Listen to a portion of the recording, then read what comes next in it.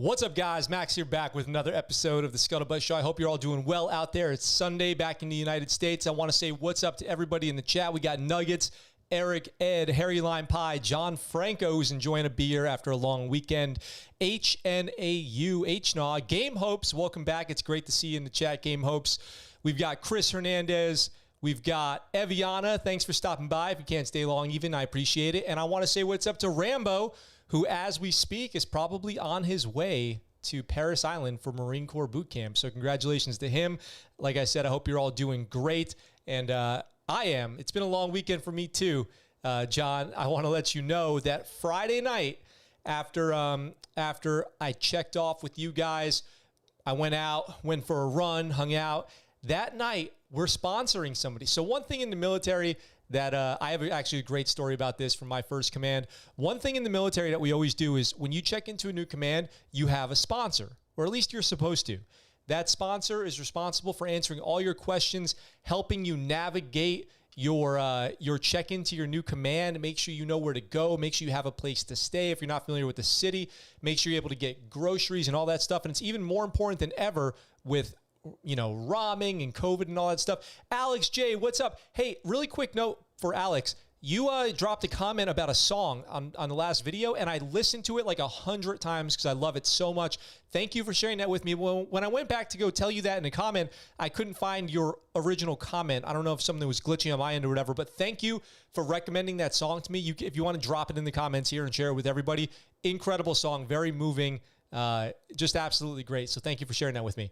So I have a great story about my first sponsor, my first command, but I'll save that for another time. We got to the airport out here in Okinawa, 11 p.m., 2300 Friday night. We drove away from the airport 02:30. We were out there for 3 hours waiting for the air crew to unload the bags from it was a civilian airliner. It's been contracted by the military that flew into Kadena Air Force Base and dropped everybody off. And it took hours to get the bags unloaded. Oh my gosh. It was brutal. So it was a long night for us, but it's all worth it because that's how you take care of your shipmate, your battle buddy, whatever it is, your devil dog, whatever it is, you take care of the team, and that's how it goes. So we had a great sponsor when we got here, hooked us up. And I hope that we get that at our next command too, and you got to pay it forward. And when you got to take care of a sponsor that you got. Harry Lion Pie says, Paris Island, heat, humidity, swamps. Yes. Nuggets, I for some reason, I'm blanking on the name of the song right now, even though I listened to it like all weekend. But Alex will drop it in the comments. Alex will hook it up. So, and if not, then I will find it. Good old Omni Air International. Sounds about right. Yep. Sounds as stressful as my day. Yeah. Sorry to hear that, Game Hopes. It was a long night. I don't know why, but I was like super energized. Cheeseneek, you got to email me. You got to email me so I can take care of you, hook you up with a shirt. Please email me at thescuttlebuttshow@gmail.com. It's linked in the description down below. I've got so many stories. We've got to catch up on the news over the weekend. So much to go over. I don't even know if we're going to have time for it all, to be totally honest. And we will be doing Battlefield 4 Part 3 immediately after this. So immediately after this, I'm going to change, get Battlefield set up, and we're going to do that. What's up, Yeet? Welcome to the chat. Yeet. Eric says, I did the SEAL swim portion of the PST today. I've been swimming for the last month and a half. I swam at 11:40. Still have a while to drop it, but just happy to be passing it. Yep, that's passing. Hey, all you got to do is pass it. You got to pass it on the day of, right? So make sure when you're training for each portion, you're doing it exactly how you're going to do it in real life. So when you're doing a run, make sure you're in boots and pants. Make sure, and you know what would help you even more is if when you start your test, when you're testing, make sure you do a little exercise before you even begin, okay? So do some exercise, then do the PRT, because on the day that you do it, if you go into SEAL training, you might not be so fresh. I'm just saying. You want to make sure you can pass that thing with your eyes closed. You want to be able to pass that PST totally tired already to start with, okay? That's what I'm telling you. And throw in some extra exercise in between sets. Like after you do the push-ups, do some burpees, and then do the sit-ups, and then do some burpees, then do the pull-ups, something like that. So anyway, we can talk more about that on a Q&A episode. But like I was saying, there's so many stories to go over. I got to get right into them. So let's go ahead and jump right into today's first story, which is totally insane. Sailor charged with arson in Bonham Richard fire claims he's innocent And there's some interesting stuff going on here with this too. MC says 2018 and Catch a Vibe we're playing all weekend. Yes. Oh, yes. Me too. Glad you enjoyed it. For anyone who's interested, the song is called I Was Only 19. Yes, I was only 19. That's like the chorus. I don't know why I couldn't think of it. I was only 19 from out of Australia, the Australian military. And it's set to, scenes of Vietnam. And it's great. It's great. So you guys remember we covered this in depth about the Bonham Richard fire where the ship was burned so badly. We showed pictures of it on the show, everything. And the ship's decommissioned now. There is no more USS Bonham Richard. The BHR, the Bonnie D, it's done. It's sunk. There is no more ship. A junior sailor charged with arson in connection with the fire aboard the Bonham Richard last summer insists that he's innocent and is currently out of jail ahead of a trial. So he is going to go to trial for this court-martial, but he's not in jail right now. He's actually at work. I'm going to tell you guys more about that here in a minute. On Thursday, the Navy announced that it had charged the sailor in connection with the conflagration, which is another name for a fire on board the ship, that began July 12, 2020 in the ship's deep V lower cargo hold. The blaze lasted for 4 days. 4 days, and burned more than 1,200 degrees Fahrenheit. There were injuries among firefighters. There was even COVID spread among firefighters because they had to share gear. The incident is considered the Navy's worst U.S. warship fire outside of combat in recent history. And, even in deployment type scenario like the USS Forrestal, there have been less disastrous incidents. And Forrestal had missiles going off on the flight deck. And that was less disastrous than this. Navy leaders announced in November, 4 months after the blaze, that the Bonham Richard would be scrapped after determining it would take at least $2.5 billion in 5 years to fix it.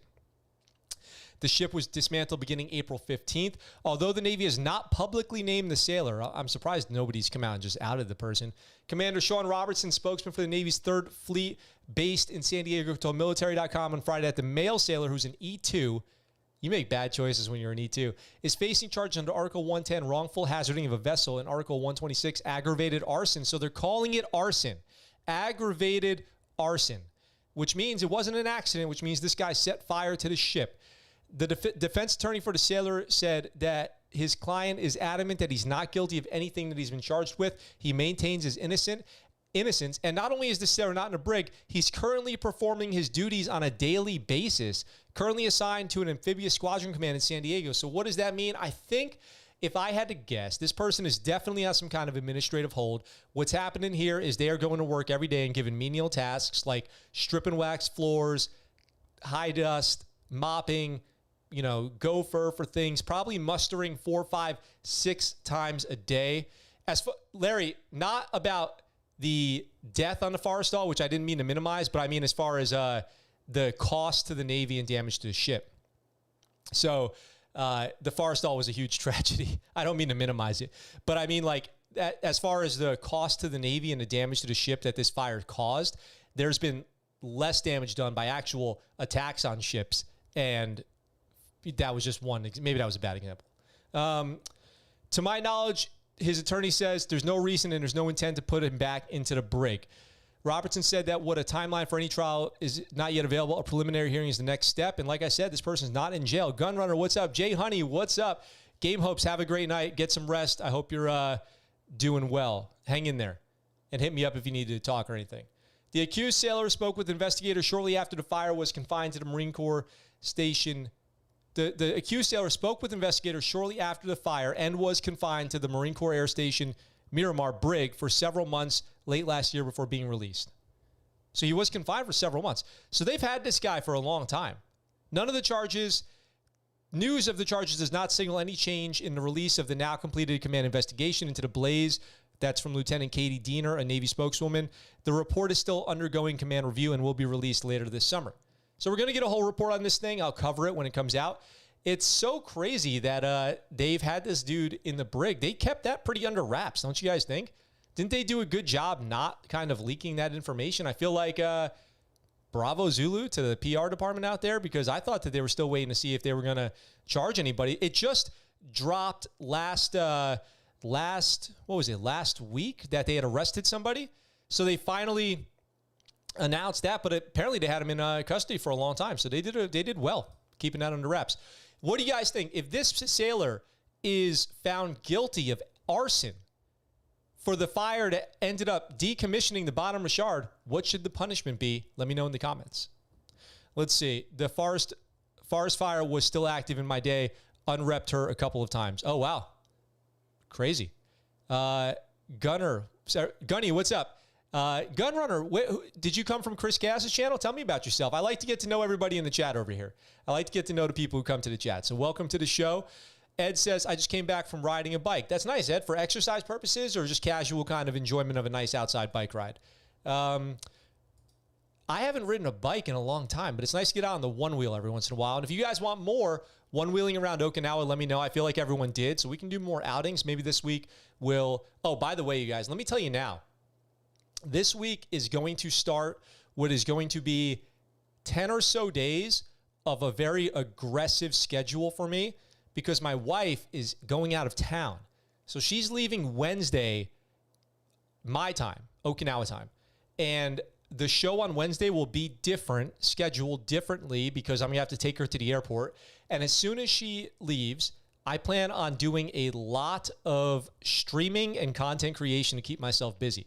So stay tuned for, it'll be early morning streams, your time, nighttime streams, my time. Maybe we'll do some enjoying some, cocktails time. We'll do some more gaming. I have a lot of videos planned I want to make for you. I want to share with you some of the special projects I've been working on for the channel, which I'll live stream myself working on. So much stuff. So much stuff. From Chris Cass's channel, just some Army weirdo checking in on the Navy. Gunrunner. Okay, cool. Good to go. Army weirdo checking in on the Navy. Well, if you're into Army news, you're in the right place. Party at Max's house is right. I want to get AO Nixo over here, throw down on some Orions, and just in stream and have a good time. Undesignated E1 for life, Justin says. KP duty 6 months out of the year. That would be pretty bad punishment, actually. And in a way, it would be very just for the Navy because they would get their money back. And because they wouldn't pay him. Obviously, they wouldn't pay him. But he would just burn down every ship he goes on. This dude would just start burning down. This guy is the ship fire starter. The gaming vids are doing good. Awesome. Thank you. I agree. Cheese. And we'll be doing Battlefield 4 immediately after this show today. So we got to keep on running. We got to keep on going. So is on the bottom of the ocean. Nuggets is killing it with the comments. We've got to keep moving because there's so many stories today. It's going to be tough to even get through them all. Army says drowning wasn't the cause of Green Beret's death, retracting prior claim. So it's always great when the PR department has to walk something back, right? We've got, the breaking news of the Army Sergeant Green Beret who died during dive training. And I'm going to share with you guys some stuff that I've heard about Special Forces dive training as we cover this story. So here's the picture of Staff Sergeant Micah Walker, who I don't know him or anything like that, but it's very sad to hear that this happened. Staff Sergeant E6 in the Army. Investigators have ruled out drowning as the cause of death for a Green Beret who died while training Tuesday at the Special Forces Underwater Operations School in Key West, Florida, contradicting the Army's first reports on the death. Staff Sergeant Michael Walker, he was 31 years old, 10 Special Forces group out of Colorado, was taking part in dive training when he died at Naval Air Station Key West, which is horrible. The Army Combat Readiness Center, which sent a team to investigate Walker's death, initially described the accident as a drowning mishap. On Friday, the Combat Readiness Center issued another release saying that was incorrect.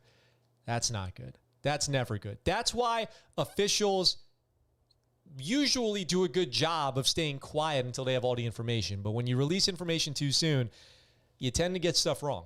While a comprehensive investigation of the incident continues, drowning has been ruled out as a cause of death, although he did die in the pool during an extremely difficult PT session is what it sounds like. He had a wife and 3 children, which is just extremely sad. Micah was an exceptional Special Forces operator, a loving husband and father. Will grieve with the family and stand ready to honor Micah's service and legacy. That's from Commander Colonel Lucas Van Antwerp from the group commander. The Army's John F. Kennedy Special Warfare Center and School, or SWCS, SWCS, said in a Wednesday release that Walker was a student in the Special Forces Combat Diver Qualification Course and was taking part in a strenuous conditioning exercise in the pool on Tuesday. He was probably already fatigued. He went below the water and did not come back up. He was found unresponsive, and he never recovered from that.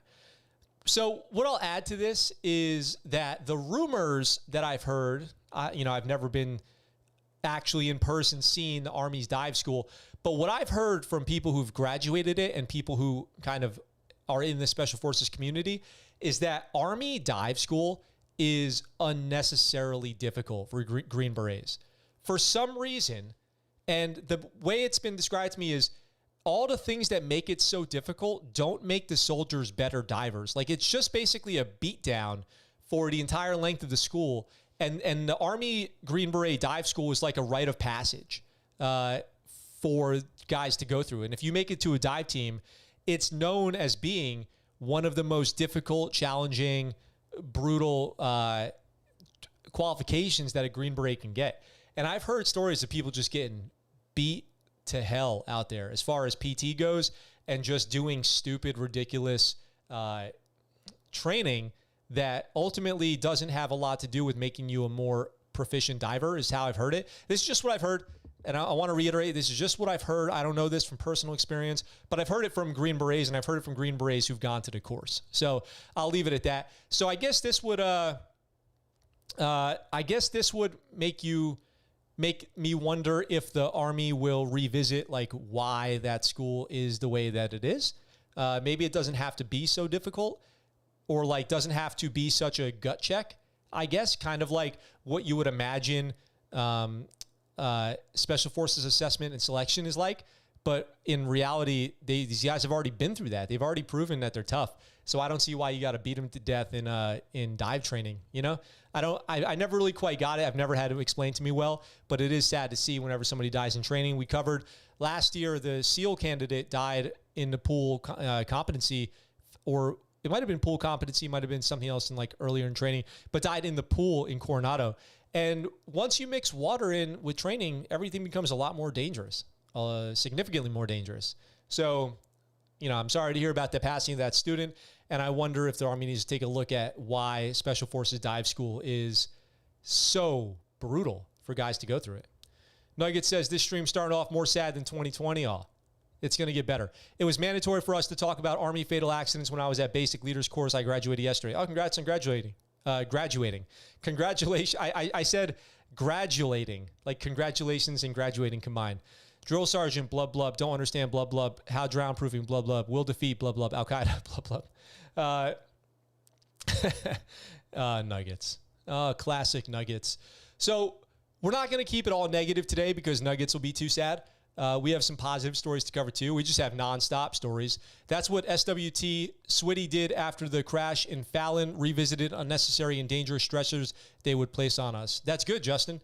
I feel like that's one of the main things that like really tough training needs to do is go, including Buds too. And I've heard, you know, leadership over at BTC or Buds talk about this, which is it necessary to get so many people hurt in training?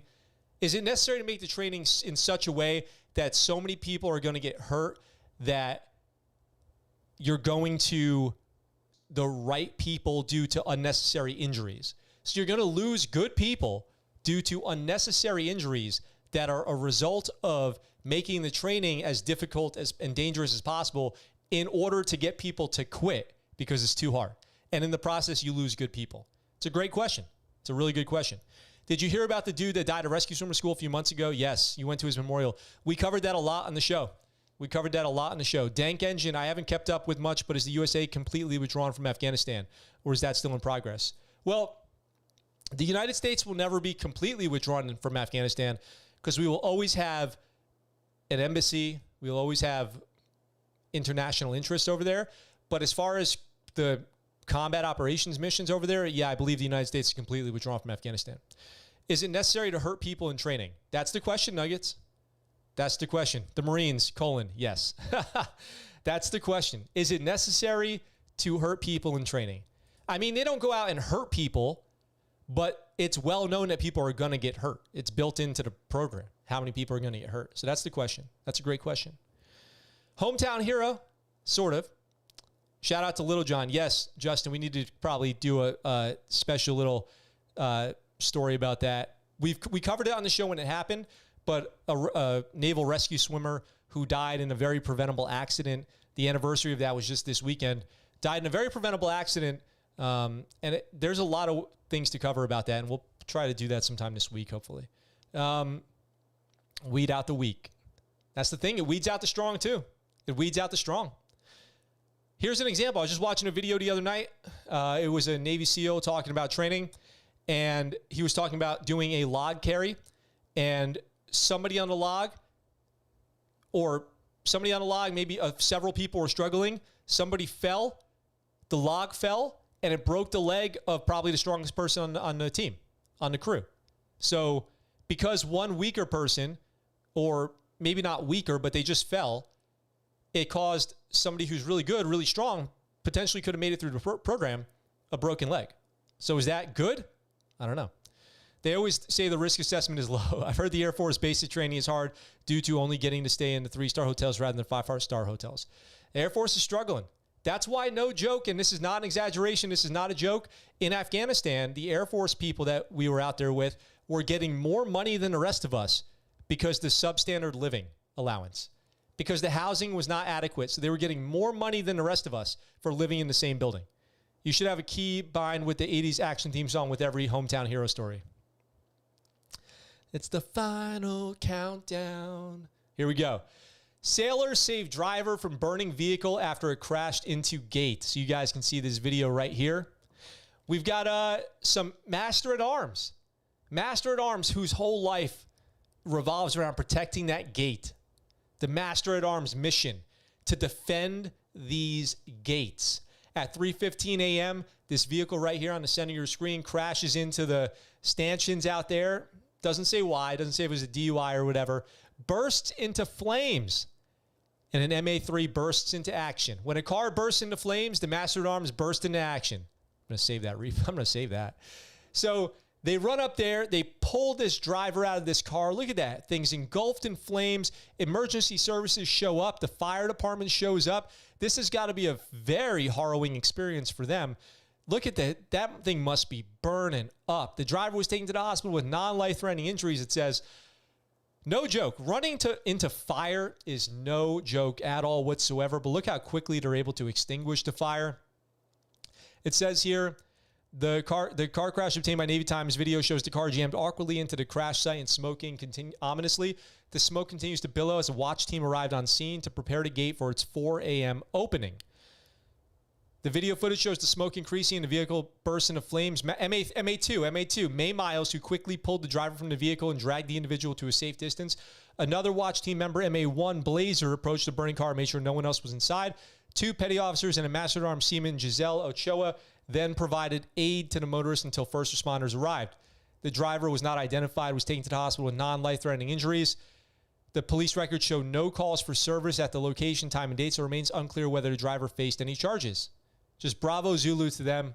Got to give them a shout out. Got to give them a bravo Zulu. Just a nice little story out of the Navy there in Virginia. It's always good when we can highlight something good that the Navy's doing. Always a good day. Retitled news story. Sailor goes Hulk mode and rips open car door to save person. Have you heard about the Russian moving tanks near the Afghan border? Any news about that? Yeah, I've heard about that.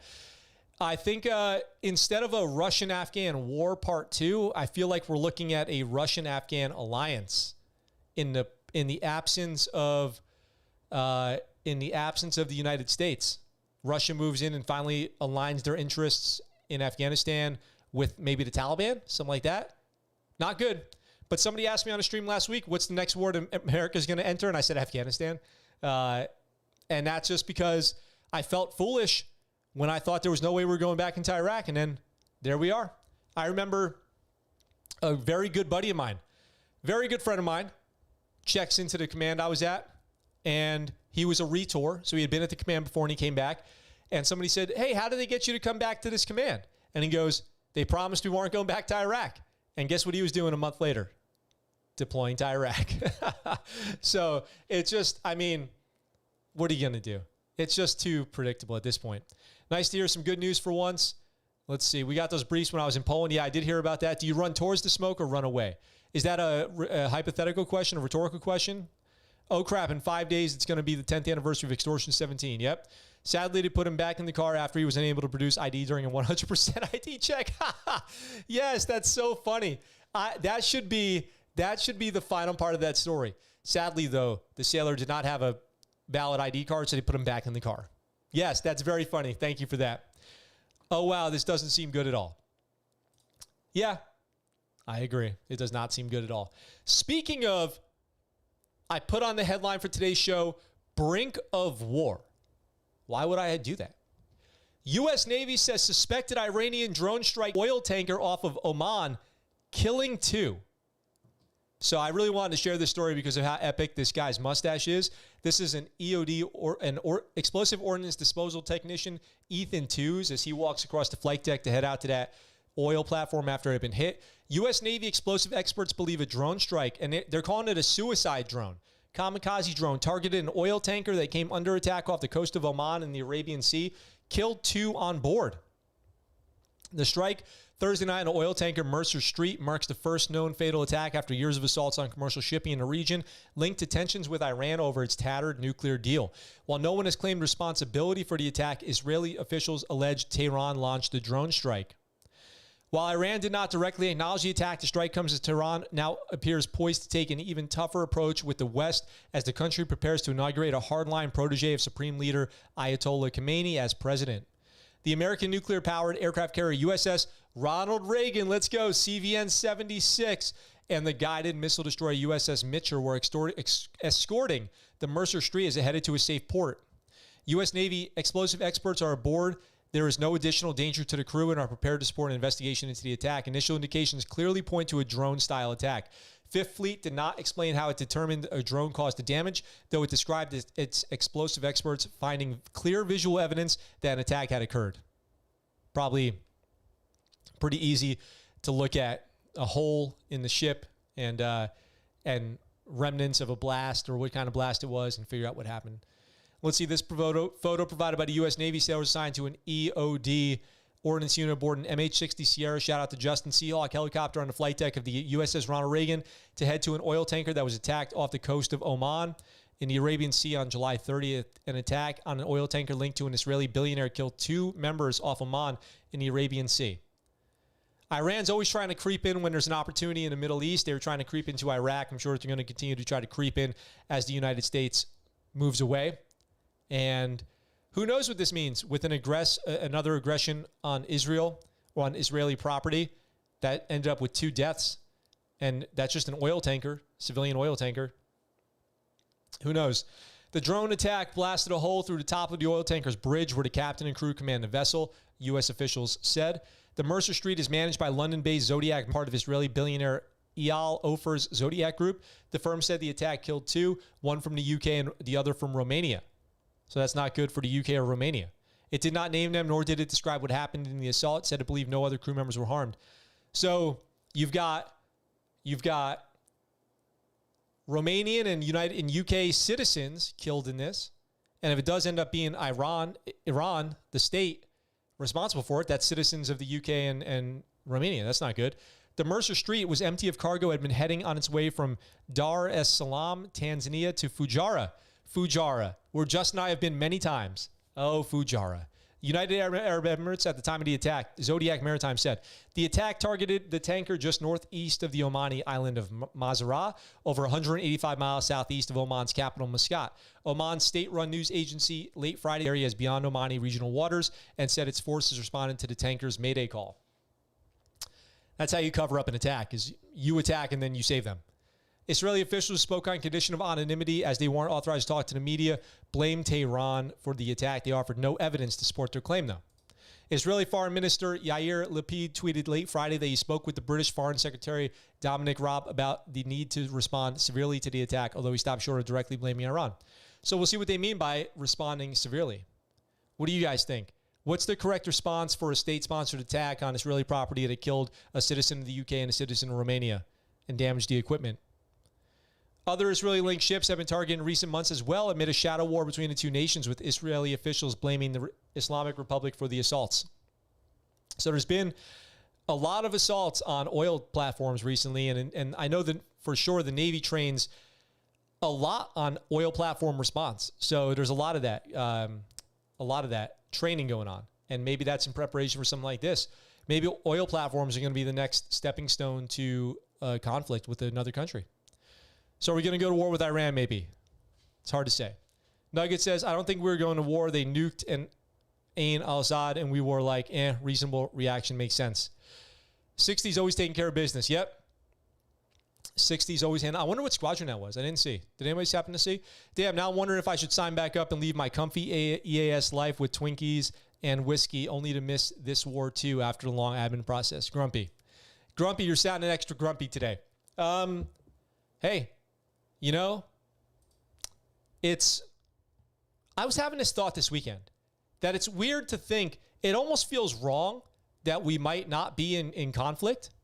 Send in Mossad. Send in the Zohan. It almost feels weird that we might not be in combat. Like, the United States is not in combat with anybody? Is that okay? Are we allowed to not be in combat? Like, well, then what's our military doing? We gotta, wait, hey, this is racking my brain right now. Like, how can we not be in combat? How does that work? Which is a weird thing to think. But that's a thought I had this weekend. We got a couple sad stories. We got to cover. And then before we get to something positive to end it, for Justin, do that for Justin. This next one, as we go, I want you guys in the comments to let me know if you know anything about this. If not, don't worry, I'm going to fill you in. But tell me if you've ever heard of this. We've got civilian contractor charged in newlywed Keesler airman's death was impaired by kratom, FBI report says. Kratom. If you've ever heard of kratom, let me know in the comments. So, what you're looking at your screen here, if you're listening on YouTube, if you're listening on the podcast, we've got an airman in uniform here. U.S. Air Force Airman Daniel Germanis was assigned to the 336 Training Squadron, but now, unfortunately, he's passed away. A civilian contractor charged in a fatal wreck that killed one airman and critically injured three others at Keesler Air Force Base had taken the herbal supplement kratom and had marijuana in his system at the time of the crash. This is just infuriating to me. And this is why if I ever see somebody driving under the influence, I report them. Because screw this. I hate this. That and other information came out in a criminal complaint against Emmett Bennett, a 24-year-old Biloxi man charged with involuntary manslaughter and operation of a vehicle while impaired, resulting in death. FBI Special Agent Haley Ivey filed the complaint. The FBI, Air Force Office of Special Investigations, Air Force Security Offices, and a Biloxi Police Department handled the investigation. The FBI has jurisdiction because the wreck took place on federal land and the contractor is a civilian employee. The fatal crash that took the life of Keesler Airman Daniel Germanis, 20, happened shortly after 1 p.m. After 1 p.m., 1300, Wednesday, after several witnesses spotted Bennett driving a Ford F-150 pickup truck erratically and speeding. They also said he was getting out of his car, talking to himself, parking it, getting out of his car, talking to himself, driving it again. Bennett later spoke to investigators and told them he had taken one shot of the herbal drug kratom during a noon lunch break and had ingested 10 of the kratom pills around 10 a.m. Harry Lime Pie, thank you very much. $2 super chat for a better story. There's going to be some positive ones coming. Thank you very much, Harry Lime Pie. I appreciate it. You rock. I appreciate that $2 super chat. I'll keep making great content for those super chats. Kratom, which is banned in various states but not in Mississippi, is a controversial herbal supplement that supporters claim is a natural cure for various illnesses and alleviates opioid withdrawal symptoms. Well, I've never heard of kratom. So what I did was I came over here to drugabuse.gov. What is kratom? Kratom is a tropical tree native to Southeast Asia with leaves that contain compounds that have psychotropic mind-altering effects. Kratom is not currently an illegal substance and has been easy to order on the internet. It is sometimes sold as green powder in packets labeled not for human consumption, but is also sometimes sold as an extract or gum. What are the health effects? Nausea, itching, sweating, dry mouth, constipation, increased urination, loss of appetite, seizures, hallucinations. You could probably find that same list on Tylenol. Kratom can cause effects similar to both opioids and stimulants, which makes no sense because those things are the opposite of each other. Two compounds in kratom leaves are mitragynine and 7-A hydroxymitragynine. They interact with opioid receptors in the brain, producing sedation, pleasure, and decreased pain, especially when users consume large amounts of the plant. It also interacts with other receptors in the brain to produce stimulant effects. When kratom is taken in small amounts, users report increased energy, sociability, and alertness. It sounds like, that white powder. Sounds like kratom. Something you would do in the bathroom at a club. Kratom can also cause uncomfortable and sometimes dangerous side effects. Is it addictive? Like other drugs with opioid-like effects, kratom might cause dependence, which means users will feel withdrawal symptoms. such as muscle aches, insomnia, irritability, hostility, aggression, emotional changes, runny nose, and jerky movements. It says you're unlikely to overdose on it, though. I just want you guys to have all this information. And does it have values as medicine? In recent years, some people have used kratom as an herbal alternative to medical treatment in attempts to control withdrawal symptoms and cravings caused by addiction to opioids or other addictive substances such as alcohol. There is no scientific evidence that kratom is effective or safe for this purpose. Further research is needed. Well, here's some evidence that it's probably not good for you. It says here in this article about the airmen that federal authorities have long pushed to make the supplement a Schedule 1 or 2 controlled substance because of its mind-altering effects. So what happened to the airman? Witnesses reported seeing Bennett acting strange prior to the incident, getting into and out of his vehicle and cursing for no apparent reason. The fatal crash occurred about a mile from where witnesses first spotted him. Should have reported him then. Bennett allegedly was speeding and narrowly missed another crash before his pickup truck crossed the northbound lane of Palesti Drive and struck a light pole. After that, the complaint says Bennett's vehicle hit the 4 airmen on the walking track. Hit 4 airmen on a walking track. Germanis was dragged 100 feet, and the truck stopped 180 feet from the point of impact. Jesus. It was his 1-month wedding anniversary the day before. After that, Bennett got out of his vehicle, walked over to Germanis, who had been dragged by the pickup truck, and started shaking him in an attempt to wake him up. Germanis, who celebrated his 1-month wedding anniversary 2 days before, died at the Keesler Medical Center.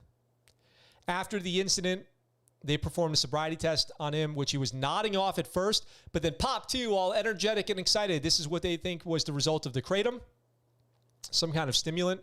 So this is just a tragedy all around, an absolute disaster.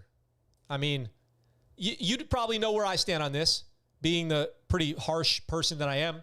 Life in prison for this guy. Death penalty. What's the worst you can get? In my opinion, from where I'm standing, if somebody causes a DUI accident and kills somebody, their life should be over. There's no coming back from that. Game over, the end. So long, do not pass go. Do not interact with society ever again. This young airman, newlywed, dead. He's dead. What justice does he get? I say lock him up for life. Never heard of it before, Larry D says. It's always a bad way to go. The people I know who use kratom are also addicted to cocaine. Oh, interesting, Justin. So there is something to that. There is something to that. I've only heard of it from Joe Rogan podcast, but not this story, MC says. So do you think kratom is something used as an alternative to stimulants? That's what it sounds like. It sounds like it's something people abuse for the high and not to deal with pain. That's what it sounds like to me. It's almost as dangerous to take kratom and drive as it is to text and drive. Oh, same thing with texting and driving. If you cause a texting and driving accident, throw away the key. You kill somebody, throw away the key. I have no sympathy. Zero sympathy. It's despicable to me. Here, we got to keep going to get through all the stories today, you guys. We got to keep going. 2 U.S. Navy sailors, one in North Carolina and another in Idaho, die of COVID-19 as cases spike nationwide. I'm sure you guys have heard of the Delta variant by now, going around, messing everybody up, getting vaccinated people and unvaccinated people. Masks are back on. 2 sailors have died. One was in the reserves in, I think it was Idaho. Let's see, a Navy reservist based in Idaho, and a captain assigned to Naval Medical Center Camp Lejeune. He was 48 years old, died of COVID. A doctor. They were both in their late 40s. Their deaths are the first COVID-related ones in the Navy since April 29th. They come as a number of active virus cases among sailors has jumped from fewer than 250 to more than 800 now. So it's growing. It's going up. It's sad. It doesn't say anything about whether or not they were vaccinated, but it's sad to see. This is a real quick story, you guys. It's sad to see 2 sailors go like that, especially a captain who was a doctor at the hospital. You know, medical professional. He was an ophthalmologist, by the way, with, basically an eye doctor who specialized in corrective eye surgery. It's sad to see. It doesn't say if they were vaccinated or anything like that. I think it's safe to assume they probably were. I think that the military's leaned pretty heavily on or maybe it's not safe to assume that. Maybe we shouldn't assume anything at all. We'll just go with we don't know. We just don't know. But I'd be surprised if a doctor working at the hospital was not vaccinated, because healthcare professionals were leaning pretty heavily into the vaccine for their staff. I'd be surprised if the doctor wasn't vaccinated. But, what do I even want to say about this? It's such a crazy time with the vaccine and the variants of the virus and all this stuff. I just hope everyone's taking the best care of themselves that they can and making educated choices.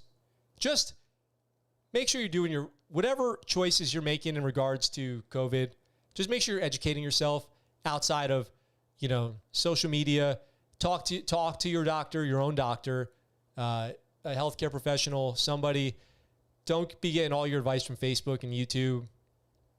And I would encourage the government to do a better job and the news to do a better job of spreading information, because it's just terrible. I just remember a few weeks ago, hearing on the news that the Delta variant's never come into the United States. It's nothing to worry about. There's no reason to think restrictions will come back. It was on all news channels. Don't worry. Just like the original COVID. They were like, don't worry about it. It's not a big deal. It's never coming to the U.S. I've said this before on the show. The only answer that anybody could tell me about COVID that I'm believing is if they say, we don't really know. That's the only answer that's worth believing, is that we don't really know and won't know for a long time anything about it. So unless somebody's saying that, I don't take anything that they're saying seriously. Anybody claiming to know the deal, to know what's up, I'm just not really listening, because nobody knows. And nobody knows what's going to happen next. And nobody knows the vaccine's helping. I mean, people probably know that the vaccine's helping people right now, but not in 3 to 5 years. If COVID's going to be gone, it's not. Of course it's not. It's going to last forever now. And there's going to be variant after variant. The dolphin variant's next. And of course, by that I mean Echo. Shout out to Echo the dolphin, guys. It's just never going to end. I got my vaccine in April, John says. I feel that's the way to stay safe. I'll wear masks when needed. Lucas says something that I don't know what the heck it is, but welcome to the chat. Hello, Lucas. John, I got my vaccine back in around that time, April, whatever. Yeah, and I never got sick. And I did have clicky heart. You guys have heard me talk about it. I had clicky heart. I feel fine now. I still feel like the vaccine was the right choice for me. I don't know for sure that if I got COVID, I'd be fine. I don't know that. I'm not, and if there's an easy way to just get a vaccine and not have to deal with it, too easy. Nuggets doesn't know who Echo the Dolphin is. Nuggets does not know who Echo the Dolphin is. Nuggets, that's because you're too young, my friend. And I might be too old. It's almost like 1 million people from the third world countries were running loose in the U.S. right now. That's the other thing, is Delta didn't come from the United States. So now the same people who said that there would never be Delta variant in the United States are now blaming unvaccinated people for it. It just makes no sense. It's ridiculous. I just play cowboy and wear a bandana whenever I go inside. Nice. Zebra variant. All right. Done talking about that for now. This video is officially flagged by YouTube. Have you guys been watching the Olympics? Oh my God, it's been so good.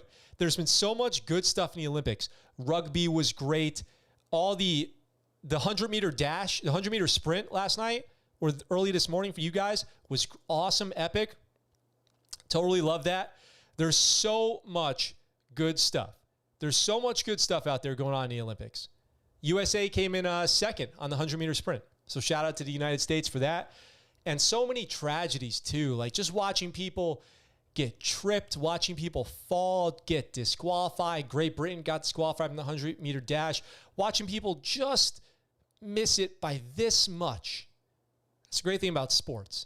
Those great moments, those ups and downs, extremely high highs, extremely low lows. But here's a high that we can all get behind. U.S. soldier blasts through Olympic steeplechase field to qualify for the final. We covered him. We covered this soldier, Bernard Keeter, originally from Kenya, now racing for the United States. A U.S. soldier ran a personal best on the first morning of the Olympic track and field competition in Japan's city to qualify for the men's 3,000-meter steeplechase final. So shout out to Bernard Keeter. Totally awesome. Totally good for him. He's a specialist in the Army. If you guys don't know what the steeplechase is, because I had to look this up myself, it is, and then I watched it, and so now I know what it is. It's basically running around the track, but there is a a barricade that you have to jump over, and on the other side of that, there's a puddle, and then there's another barricade, and then another barricade, and then you're back to the puddle. And they jump into the puddle every time. I don't really know what the history of the steeplechase is, but it's super interesting. Bernard Keeter, 29, native of Kenya, lives in Texas now. The course on an Olympic track is studded with 3-foot-high wooden barriers and 12-foot-long water obstacles. Keeter, who joined the Army in May 2016, surged through the pack from last place. We already covered his whole story on the show, so if you guys want to go back and watch that previous episode, you can listen to that. I think it was last Wednesday or Tuesday. But he's in the finals, which is a great accomplishment. I mean, they're running so fast. It's unbelievable. They run the 400 meter in like 50 seconds. I don't even run the 200 meter in 50 seconds. So he's going to race Monday night, I believe. It's in here. So I want to give you guys the time. The steeplechase final is scheduled for 9:15 Monday in Tokyo at the stadium. Now, I am wondering if that means 9:15, 21:15 tonight, my time out here in Japan, or what. But I hope you guys get to go watch the steeplechase final and root for this Keeter, this specialist, Bernard Keeter from the Army, running in the finals. I'll definitely be watching. I'll definitely be rooting for him. And hopefully he brings home the gold. I mean, could you imagine? Could you imagine a guy born in Kenya who moves to the United States, to Texas, who joins the Army, brings home gold in the steeplechase? How great would that be? So we're rooting for him. Shout out to Bernard Keeter of the Army. I hope you win. Harry said your focus off. Are you looking at me and are you saying my focus? And it looks good to me. It looks good to me. I hope that I'm in focus. I wouldn't expect anything else from this country, but I find it funny how the U.S. put gold in most of all the shooting competitions. Hell yeah. Damn right. Men and women. Because lions are fast. Yes, you have to run. What branch? Army, yes. The last Olympics I watched, Al Michaels was saying, do you believe in miracles? Yes. PT make me go vroom. Why are Africans so good at running? That's a great question. I don't know. PT just makes me want energy drinks. Okay. Don't take them before. Hi, from India. Well, welcome from India. Wow, how did you find the channel? I would love to see how you found my channel, and thank you for watching. Thank you for tuning in. If you're interested in military news, you've come to the right place. All right. We've got one more story today, and then we're going to wrap up today's show. It's great to be back with you guys. I'm so excited for what the next 10 days are going to bring for the ScuttleButt Show. But please make sure you're subscribed to this video. If you guys like this content, check out right below this video where it says join. You can become a member of this channel to support and help us grow. You can join Patreon. And if you join Patreon at the elite tier, you get a free t-shirt on your second month and more. All the links in the description down below. Merch like the super legit t-shirts available at ScuttleButtShow.com. All of that. Big stuff coming. Okay? And we're going to move on to our last show. Please follow me on social media, on Instagram, Facebook at The ScuttleButt Show.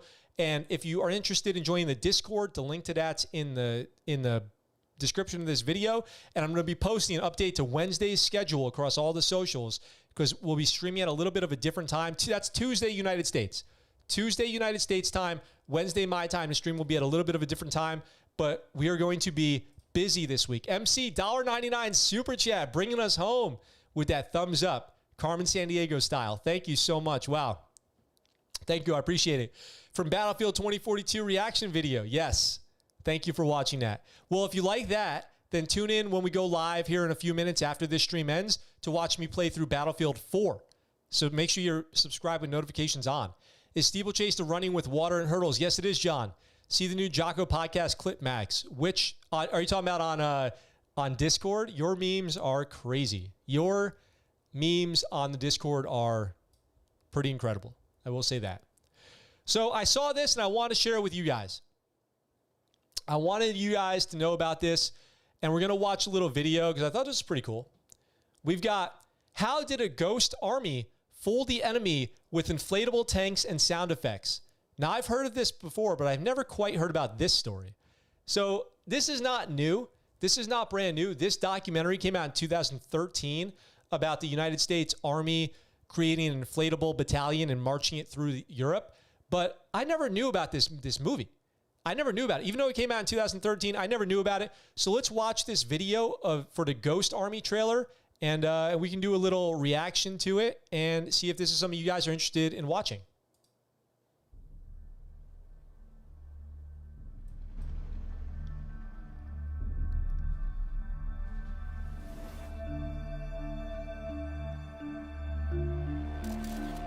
One of the strangest stories of World War II. Kept secret for decades.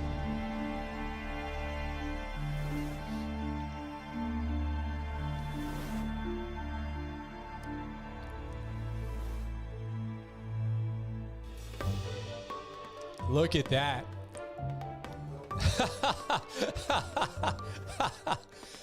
Oh, man. A bundle of stuff, all compressed before you opened the bundle, spread the nozzles around, and inflated it. The artillery piece was good, but that M4 tank, that was the beauty. That was a piece of work. Back of my half-track, I tell my children, was the biggest boombox you ever saw, but it played sounds of tanks and activity. They had recordings of building a pontoon bridge or any type of bridge, and you could hear them hammering away and swearing. And you got to put them cussing in there. We were turned Make it loose realistic. in town. Go to the pub, order some omelets, and talk loose.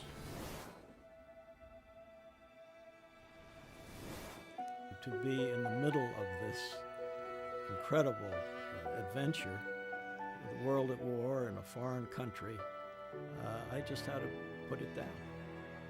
We were sleeping in hedgerows and foxholes, but nothing kept us away from going someplace to do a watercolor.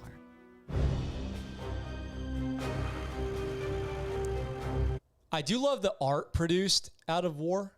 Like, there's so many great pieces of art produced by soldiers after they're coming home from deployment, photographers, painters, usually pretty great stuff. So it's so crazy. These guys went out there with these inflatable tanks, and this isn't like back in the United States building fake bases with shells of planes. They're going like to the front lines with this stuff. And that means that they don't really have a lot of personal protection, which is crazy courageous.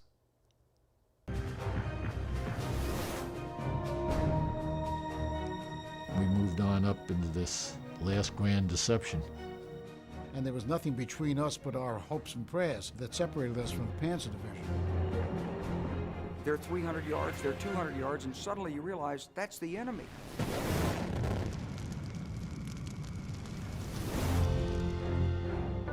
I used to refer to us as the Cecil B. DeMille Warriors.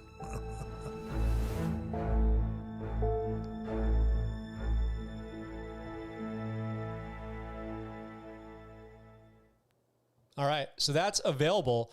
It says available streaming on Amazon and Netflix, but you'll have to probably figure out where to find that. It's called The Ghost Army. You'll probably have to figure out where to find it, considering that it's came out in 2013. But is that something you guys are interested in watching? I'm curious. Let me know in the comments. Yeet says, when you finish the Battlefield 4 campaign, you think you'll play multiplayer? Yeah, I think so. I think I'll play multiplayer. I think I will try to figure out how to do that. I've been trying to get into the multiplayer servers on Battlefield 4, but it's super glitchy on my end. It's like going to war with super soakers and need guns. Yeah, Nerf guns, I assume you meant. It's pretty terrifying. I mean, I don't know what happened in that story. I don't know. I don't know what happened. So I'm going to watch that doc and kind of see what ends up happening with these guys and how they make it out of that situation where they come face to face with the enemy and all they have are inflatable tanks. Like, once the jig is up there, it's up. I mean, you're caught. So I am very curious to see what happens. That's crazy bravery to those guys show. To march into battle without weapons on a deception campaign. I mean, why not just bring the weapons? I guess maybe you can have fewer people bringing around fake stuff, but absolutely incredible. Incredible. All right, guys, what a fun show. What a fun Monday back out here from me in Okinawa, Japan. Sunday night for you guys. Thank you for tuning in. I hope everybody's having a great weekend. I hope you guys all did have a great weekend and wrap it up perfectly with a nice dose of ScuttleButt Show to get you ready for the week. We had so many stories today. Stay tuned. Make sure you guys follow me on TikTok for the little summary of every episode. I'm having a fun time posting TikToks and all that. Make sure you guys are sharing the videos. That would be a great way to help the channel. Share the videos. Invite people to come watch the live streams, all that. I'll be back with Battlefield 4 shortly, so you guys can come hang out with me there. Hella brave for using props. Yeah, seriously. Seriously. And with all that being said, I'll talk to you guys very, very soon. And until then, that's the Scuttlebutt. What you just said is one of the most insanely idiotic things I have ever heard. At no point in your rambling, incoherent response were you even close to anything that could be considered a rational thought. Everyone in this room is now dumber for having listened to it. I award you no points, and may God have mercy on your soul.